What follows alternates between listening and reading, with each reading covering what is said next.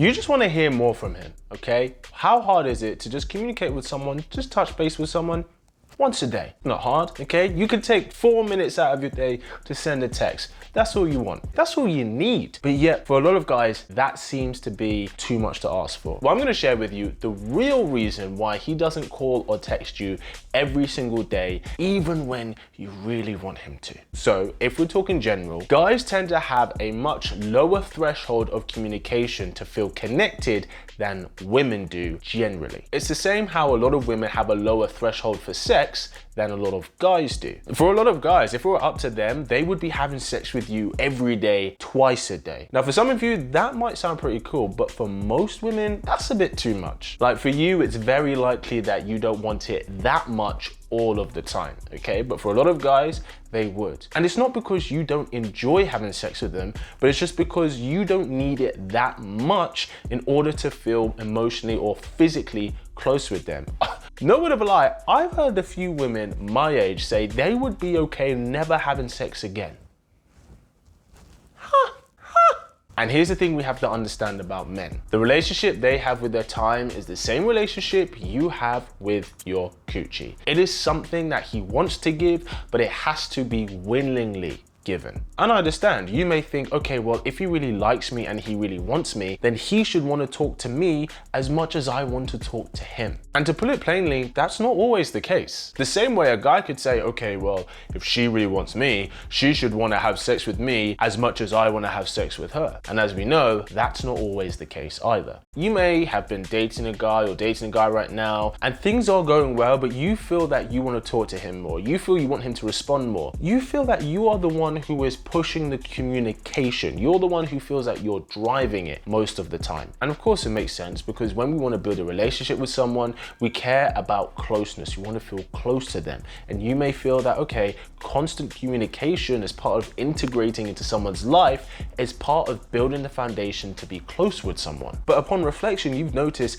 this might seem to be a common theme with a guy that you're dating, with exes of yours, where it seems that you are always wanting more communication than what he is naturally giving to you. And sometimes it can make you wonder, is this person actually into me? Does this person actually think about me the way that they say they do? If we're gonna get at the core, it can feel like a rejection. What's the core of this? What's the real reason? While for some couples, it could be the other way around, where the guy wants to talk more and the girl's like, okay, we need to chill a little bit. For most, it seems to be one way. And there are situations where the guy is actively distancing himself from you because maybe things are going a bit rocky, or maybe he has lost interest in you. But if he hasn't lost interest and he still wants something with you, what's the real reason behind this? And it's because a guy's threshold for communication is just much lower than yours. Guys need less communication than you do in order to still feel connected to you some way. And the reason I give the other side, for example, the sexual intimacy,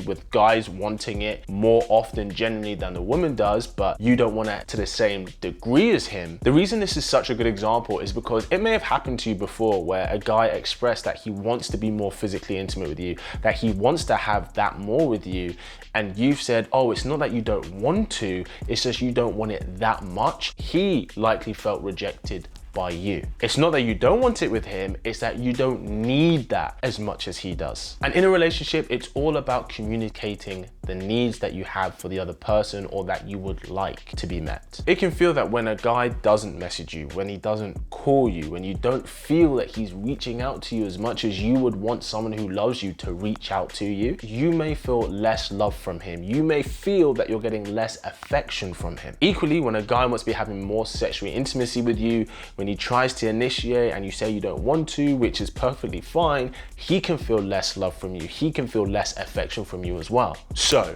if you find yourself in this position where you feel that a guy isn't giving you as much as you would like him to, and you start to question whether he likes you, whether his intentions are genuine with you or not, especially if you start to think that he really doesn't even care at all, what I really want you to do from this moment on is to start reflecting on his actions all the way up to that point. What do his actions represent? Ask yourself, has this guy made an effort with me through his actions? Has he introduced me to his friends? Has he made made an effort with my friends? Has he made an effort in sharing fun experiences together? Has he said, hey, I want to do this future plan with you? Oh, I want to do this. Guys show their intentions through their actions, which is why it's such a good place to return to anytime you're confused about what a guy is doing or if his intentions are. Always look at what he is doing through his actions with you. But here's the thing, if the communication is actually lackluster, and then you reflect on his actions and then you think, actually looking at what he's been like, you don't feel that he's actually giving you that much investment through his emotional time, not his sexual time, because guys show their real investment through their non-sexual time with women or their emotional time with them, then that's when you start to question, okay, maybe this is a bad sign.